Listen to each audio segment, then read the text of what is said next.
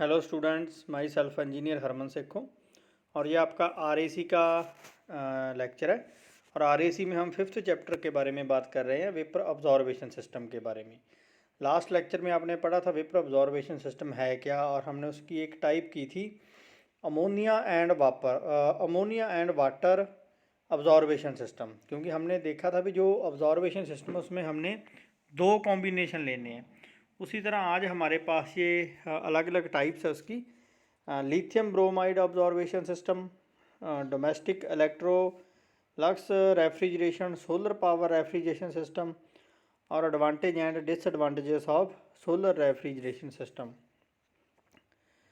तो सबसे पहले हमारे पास lithium bromide observation system. Lithium bromide observation system में क्या है, हम स्टडी करते हैं। In the lithium bromide observation refrigeration system a solution of lithium bromide in water is used. हमने साथ में कॉम्बिनेशन किसका लेना है, वाटर का। In this system the water act as refrigerant, whereas lithium bromide which is a highly hydroscopic salt act as an absorbent. और इसमें हमने वाटर को यूज़ करना है एज ए रेफ्रिजरेंट हमारा, और जो हमने यूज़ करना है अब्जॉर्बर वो है हमारा lithium bromide. Lithium bromide solution has a great affinity for water vapour due to its very low vapour pressure. इसका जो वेपर प्रेशर है वो बहुत ही कम है, क्योंकि हमें कम वेपर प्रेशर चाहिए, हमने लास्ट में ही पढ़ा था जी। As lithium bromide solution is corrosive, therefore to protect the metal parts of the system against corrosion, the inhibitors like lithium chromate is normally used. हमें पता है जो हमारा लिथियम ब्रोमाइड का सॉल्यूशन है वो क्रोसिव है, वो हमारे मटेरियल को, हमारी पाइप्स को ख़राब कर सकता है। इसीलिए हमने साथ में एक इनहिबिटर यूज़ किया ताकि हम उसको क्रोसन से बचा सकें, वो है हमारा lithium chromate. The lithium bromide absorption refrigeration system is very popular for air conditioning, especially where low refrigeration temperature not below 0 degree Celsius are required। जो हमारा लिथियम ब्रोमाइड का सिस्टम है इसको हम ज़्यादातर यूज़ करते हैं एयर कंडीशनिंग में। किसी लार्ज प्लांट में हमें एसी की ज़रूरत है, जैसे हमारा सेंट्रल यूनिट होता है एसी का, जो बड़े हॉल वगैरह में यूज़ किया जाता है, वहाँ पर हम यूज़ करेंगे लिथियम ब्रोमाइड। रेफ्रिजरेशन सिस्टम इसका कम यूज़ है, क्योंकि ये 0 डिग्री से नीचे तक नहीं जा सकता। ठीक है, द लेआउट है शोन इन फिगर, हम फिगर में देखेंगे इसकी जो वर्किंग है। In this system the absorber and the evaporator are produced in one shell which operates at the same low pressure of the system. इसमें जो हमारा एवेपोरेटर है और जो हमारा अब्जॉर्बर है वो एक ही यूनिट में, एक ही शेल में दर्शाए गए हैं डायग्राम में, और एक ही शेल में वो होते हैं। The generator and condenser are placed in the other shell which operates at the same high pressure of the system. और जो हमारा जनरेटर है, जनरेटर की भी ज़रूरत है इसमें हमारे पास, और जो हमारा कंडेंसर है वो एक शेल में है। तो हमारे पास दो शेल है, ठीक है। एक में हमारा एवेपोरेटर और अब्जॉर्बर है और दूसरे में हमारा जनरेटर और कंडेंसर है। इसमें भी हमने कंप्रेसर को एलिमिनेट कर दिया। तो ये हमारे पास उसकी डायग्राम है। जैसे डायग्राम में अगर आप देख रहे हो तो नीचे जो हमारा शेल बना है उसमें हमारे पास ये एवेपोरेटर है, और एवेपोरेटर से एक पाइप जाती है और वो पाइप किस में एंटर करती है, अब्जॉर्बर में। अब्जॉर्बर में क्या है हमारा लिथियम ब्रोमाइड और हमारा वाटर का जो सॉल्यूशन है, ठीक है। और वो सॉल्यूशन अभी हमारा हीट एक्सचेंजर से होता हुआ हमारे ऊपर वाले शेल में जाता है जहाँ पर जनरेटर और कंडेंसर लगा है, और कंडेंसर से फिर वो वापस आता है। तो उसको हम ऐसे, हमारा साइकिल कंप्लीट होता है और उसे हम रीयूज़ कर सकते हैं। इसकी वर्किंग हम अगली स्लाइड में स्टडी करते हैं। तो हमारे पास पहले तो ये डायग्राम आप ध्यान से देख लो। तो हम आगे चलते हैं, हमारे पास है इसकी working. The working principle of the system is a below. जैसे ध्यान से पढ़ना। The working for air conditioning coil is chilled when it is pumped through the chilled water tube in the evaporator by giving up heat to the refrigerant water spray over the tubes. इसमें सबसे पहले क्या है, जो हम इसको air conditioning unit में use कर रहे हैं, ठीक है। और इसमें जो अवेपोरेटर है, जैसे हम डायग्राम पे चलते हैं, ये हमारा अवेपोरेटर लगा, ध्यान से देखो नीचे वाले शेल में हमारा अवेपोरेटर में जो हमारा water as a refrigerant use करते हैं, हम पाइप में से मूव करता है, ठीक है। उसके ऊपर स्प्रे किया जाता है चिल्ड वाटर। चिल्ड वाटर क्यों स्प्रे किया जाता है, ताकि अवेपोरेटर ने जो हीट अब्जॉर्व करनी है, अपनी हीट अब्जॉर्व करेगा और वो अपनी जो हीट देगा to the air conditioning unit के लिए चिल्ड वाटर को हीट दे देगा अपनी, जहाँ एयर को हीट दे देगा जिसने आगे यूज़ करना है। तो अवेपोरेटर में वो ऐसे काम करेगा। तो आगे, since the pressure inside the evaporator is maintained very low, evaporator में जो टेम्परेचर है वेरी लो है, therefore the refrigerant water evaporate. तो जो हमारा रेफ्रिजरेंट वाटर है वो अवेपोरेट हो जाता है। The evaporated water vapor thus formed and are absorbed by the strong lithium bromide solution which is sprayed in the absorber। तो जो हमारा पाइप में अवेपोरेट हुआ है वाटर, क्योंकि वाटर हमारा एज ए रेफ्रिजरेंट है, तो उसको हमने फिर रीयूज़ करना है, उसकी हीट निकालनी है। तो हम कैसे निकालेंगे, शेल में हमारा ये अब्जॉर्बर यूज़ किया गया है लिथियम ब्रोमाइड। लिथियम ब्रोमाइड को हम स्प्रे करेंगे उस पाइप के ऊपर जिसमें वाटर है, तो वो अपनी जो हीट है वो लिथियम ब्रोमाइड को दे देगा एट ए लो प्रेशर के ऊपर, ठीक है। तो हम आगे चलते हैं। While absorbing water vapour the lithium bromide solution maintain very low pressure, तो अपना प्रेशर लो बनाए रखेगा। High vacuum required in अवेपोरेटर, high vacuum चाहिए हमें अवेपोरेटर में, क्यों, क्योंकि हमें प्रेशर लो चाहिए। दस the solution become weak in the absorber, तो उसको सोल्यूशन को फिर हम बोलेंगे वीक सोल्यूशन जो अब्जॉर्बर में है। Then this weak solution from the absorber is pumped by a pump to the generator where it is heated by the system और hot water by the heating coils. तो उसके बाद इस week solution को हम generator में ले जाते हैं हीटर के थ्रू। हम डायग्राम में देखते हैं, ये देखो नीचे से हमारी ये नीचे पंप लगा है, पंप से वो हीट एक्सचेंजर में जा रहा है। हीट एक्सचेंजर का मेन काम क्या है, हीट को एक्सचेंज करना। उसने कुछ हीट दे दी, उसे हीट देने से उसका टेम्परेचर बढ़ेगा, टेम्परेचर बढ़ेगा तो उसका प्रेशर भी बढ़ेगा, अगर प्रेशर बढ़ेगा तो ही वो जनरेटर की तरफ मूव करेगा। The heat supplied अवेपोरेटर A part of the water in the generator and solution becomes more strong. तो जो हमारा सोल्यूशन है जब जनरेटर में जाएगा स्ट्रॉन्ग बन जाएगा, उसे हम स्ट्रॉन्ग सोल्यूशन बोलेंगे। This strong solution is passed through the heat exchanger and then sprayed in the absorber as shown in figure। तो हम डायग्राम पे चलते हैं। तो जो हमारा पहले वीक सोल्यूशन है हीट एक्सचेंजर से निकला था वो जनरेटर को चला गया, फिर जनरेटर से वो सोल्यूशन आएगा, उसमें हाई प्रेशर और हाई टेम्परेचर आ गया, वो स्ट्रॉन्ग सोल्यूशन फिर से हीट एक्सचेंजर में से गुजरेगा। हीट एक्सचेंजर में अपनी कुछ हीट वो वीक सोल्यूशन को दे देगा, आपको ही ठंडा हो जाएगा, तो वो फिर आ जाएगा अब्जॉर्बर में। अब्जॉर्बर में आप देख रहे हो जो नीचे वाला शेल है उसमें वो स्प्रे हो रहा है वाटर ट्यूब्स के ऊपर, तो उस सोल्यूशन को हमने फिर से यूज़ किया एज ए हमारा अब्जॉर्बर, क्योंकि वो हमारा लिथियम ब्रोमाइड है। उसके बाद फिर से वो कंडेंसर में जाएगा। जैसे हम आगे पढ़ते हैं, the weak solution of lithium bromide from the absorber is pumped through the heat exchanger to the generator, ठीक है, जनरेटर में चला गया। This weak solution while passing through the heat exchanger gets the heat from the strong solution before reheating the generator. This reduce the quantity of the heat required to heat the weak solution in the generator. जैसे मैंने आपको बताया भाई, पहले week solution हमारा pump से होता हुआ हीट एक्सचेंजर में से जाएगा, हीट एक्सचेंजर में वो स्ट्रॉन्ग सोल्यूशन से हीट ले लेगा और हीट लेने के बाद वो फिर जनरेटर में जाएगा ताकि जनरेटर को काम कम करना पड़े। Due to heating of solution the refrigerant water vapour are formed in the generator, ठीक है। तो वाटर वेपर फिर से बन गए जनरेटर में, which are pass to the condenser where they get cooled and condensing by the cooling water. और condenser ने फिर अपना काम कर दिया, उसको कंडेंस कर दिया, उस वेपर को फिर से उसने हमारे वाटर में कन्वर्ट कर दिया। The cooling water either from the cooling water pond और cooling tower first enter the absorber and take away the heat of the condensation, और फिर वो कूलिंग वाटर सोल्यूशन है जो हमारा फिर से अब्जॉर्वर में आ गया और उसने वहाँ की हीट निकाल दी as a condensation. The condensate water from the condenser is supply to evaporator to compensate the water vapour from in the evaporator. तो फिर से वो एवेपोरेटर में आ गया, यहाँ पर उसने अपना दोबारा काम स्टार्ट करना है, हमारा साइकिल कंप्लीट हो जाएगा वहाँ पे।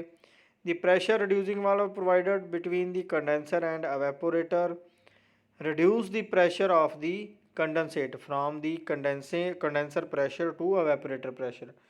तो बीच में हमारा एक प्रेशर रिड्यूसिंग वाल्व लगा है, किसके बीच में, कंडेंसर और एवेपोरेटर के बीच में, क्योंकि कंडेंसर में प्रेशर बढ़ गया, हमें प्रेशर लो चाहिए हमारे नीचे वाले शेल में, तो एज ए एवेपोरेटिव प्रेशर जो हमें चाहिए वो हमें मेंटेन कर देगा वो pressure reducing valve. The cooled water from the evaporator is pumped and sprayed in the evaporator to cool the water for air conditioning which flow through the chilled tubes। और वो कूलिंग वाटर जब निकलेगा हमारी tube में से evaporator में, तो उसके ऊपर स्प्रे किया जाएगा पानी या एयर को, जिसको उसने ठंडा करना है, उसकी हीट को ऑब्जॉर्व करना है।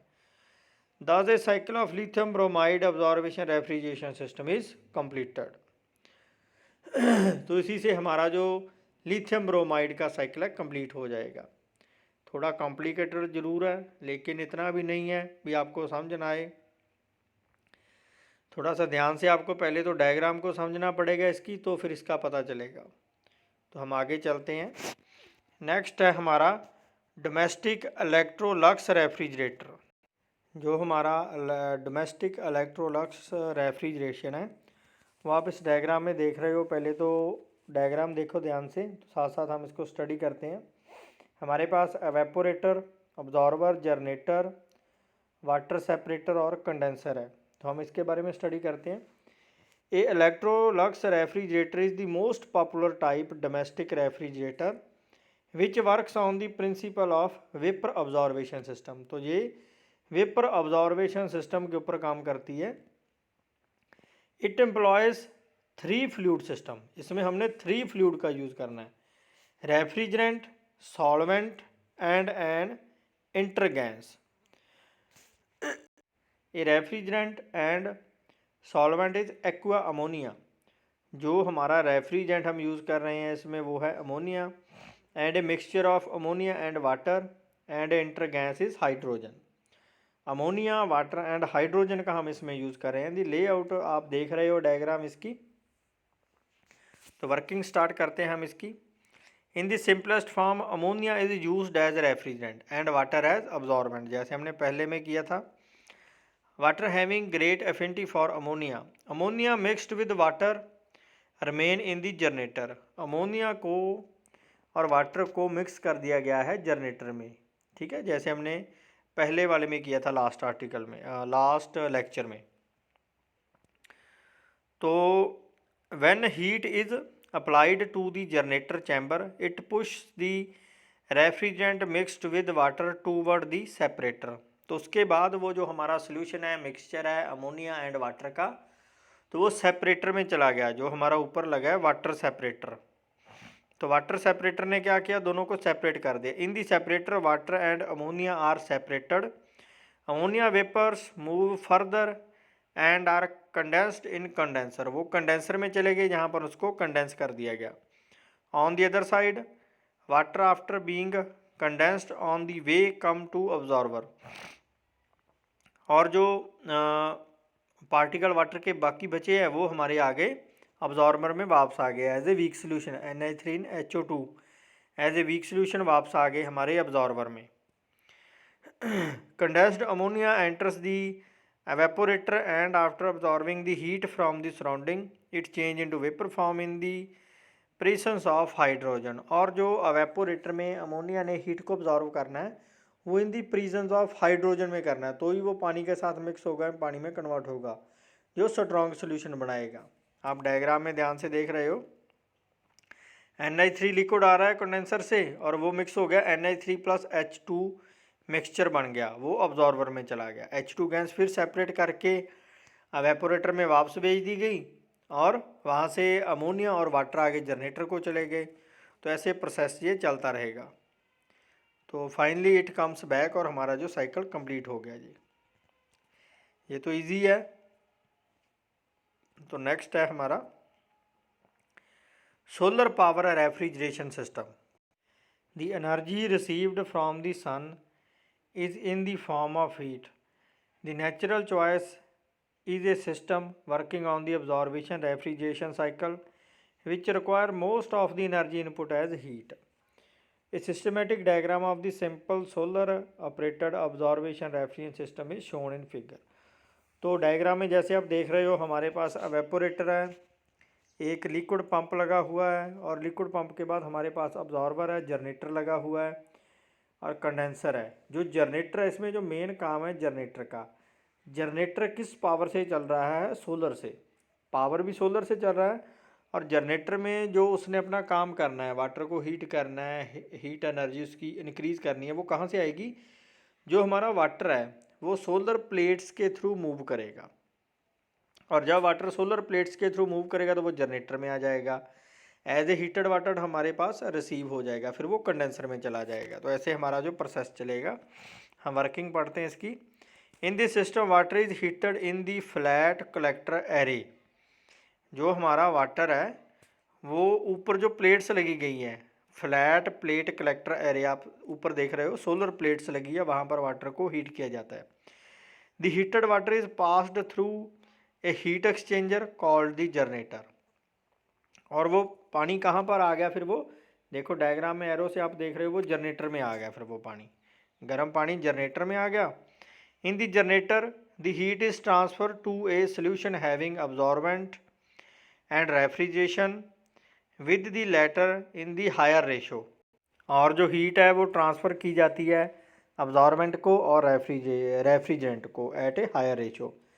Refrigerant vapours get super heated at high pressure and flow to condenser. और जब वो हीट रिसीव करते हैं, हमारा रेफ्रिजरेंट जब हीट रिसीव करेगा तो वो फिर सुपर हीट हो जाएगा और सुपर हीट होने के साथ उसका प्रेशर भी इंक्रीज़ हो जाएगा और हाई प्रेशर जो हमारा रेफ्रिजरेंट है वो कहाँ चला जाएगा? कंडेंसर में।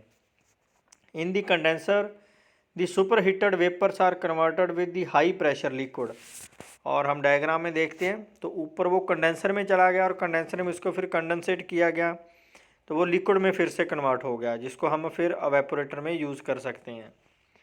This high pressure liquid is throttle to a low pressure and temperature in the expansion valve. और फिर आगे एवेपोरेटर और कंडेंसर के बीच में लगा एक्सपेंशन वाल्व, जहाँ पर उसका प्रेशर और टेम्परेचर को रेगुलेट किया जाता है और उस हाई प्रेशर को लो प्रेशर में कन्वर्ट किया जाता है। Then it passes to the evaporator.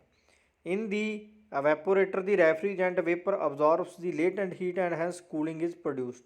और फिर वही प्रोसेस चलता है, एवेपोरेटर में लेटेंट हीट को अब्जॉर्ब किया जाता है और खुद रेफ्रिजरेंट है जो गर्म हो जाता है। The refrigerant vapours again boil off and are absorbed back into the absorber as a solution mixture of low concentration refrigeration। जैसे हम डायग्राम में देखते हैं तो फिर जो हमारा एवेपोरेटर में से निकल कर वो चला जाएगा एक चैम्बर में, जिसको ऑब्जॉर्वेशन चैम्बर कहा जाता है, जहाँ पर वो हीटेड सोल्यूशन चला जाता है, उसको कूल अप किया जाता है। This solution is again pumped back to the generator through completing the cycle of refrigeration. और फिर से वो चला जाएगा हमारे जनरेटर में, जहाँ पर अगेन प्रोसेस स्टार्ट हो जाता है। In solar power refrigeration system the common absorbent refrigeration combination used water, ammonia का यूज़ कर सकते हैं हम और लिथियम ब्रोमाइड का, लिथियम ब्रोमाइड एंड वाटर का यूज़ कर सकते हैं हम as a combination.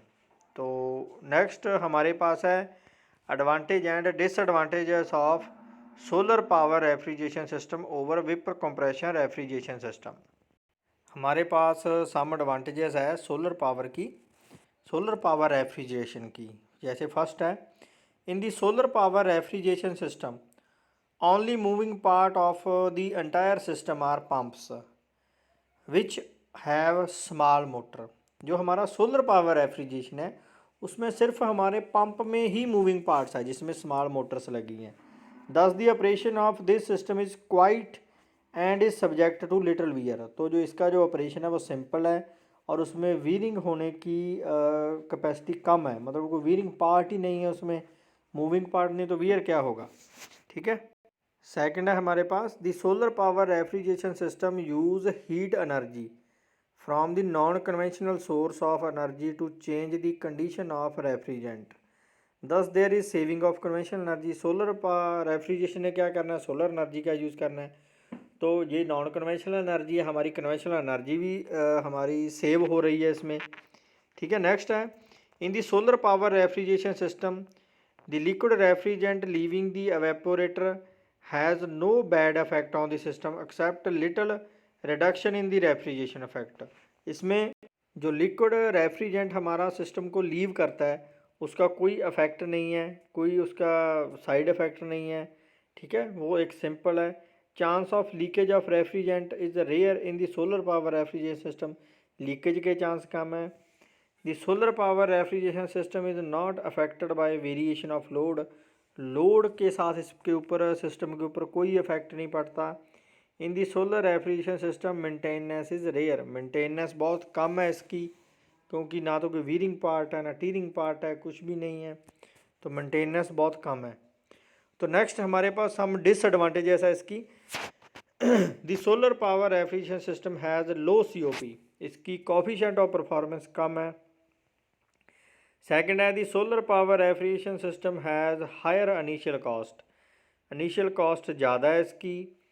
The solar power refrigeration system occupy more space, space ज़्यादा चाहिए, छत के ऊपर भी प्लेट्स वगैरह लगानी है, ज़्यादा पाइप्स वगैरह चाहिए पानी के फ्लो के लिए, तो ज़्यादा स्पेस ऑक्यूपाई करता है ये। दी operation is not constant through out the year in the solar power refrigeration system, ये सोलर पावर रेफ्रिजरेशन सिस्टम है जो वो कांस्टेंट ऑपरेशन नहीं है, गर्मी और सर्दी का इफेक्ट होता है इसके ऊपर। सूरज कम निकलेगा तो ऑपरेटिंग कॉस्ट में क्या है, ऑपरेशन कम होगा, इसका काम कम करेगा, COP कम होगी। अगर गर्मी है ज़्यादा सूरज निकला है तो काम ज़्यादा होगा, मतलब ये वेरिंग ऑपरेशन है इसका, ये सेम नहीं है through out the year. The solar power refrigeration system is not operative below 0 degree Celsius, और जो 0 डिग्री सेल्सियस के नीचे तक काम नहीं कर सकता है जी। तो आपको लेक्चर समझ आया होगा आज का। Thanks to all of you. इसमें जो दोनों हमारे रेफ्रिजरेशन सिस्टम है वो आसान है, लेकिन जो लिथियम ब्रोमाइड और वाटर कॉम्बिनेशन वाला आसान है, थोड़ा कॉम्प्लिकेटेड है एज ए डायग्राम के थ्रू, उसको ज़रूर ध्यान से पढ़ लेना। Thank you all of you.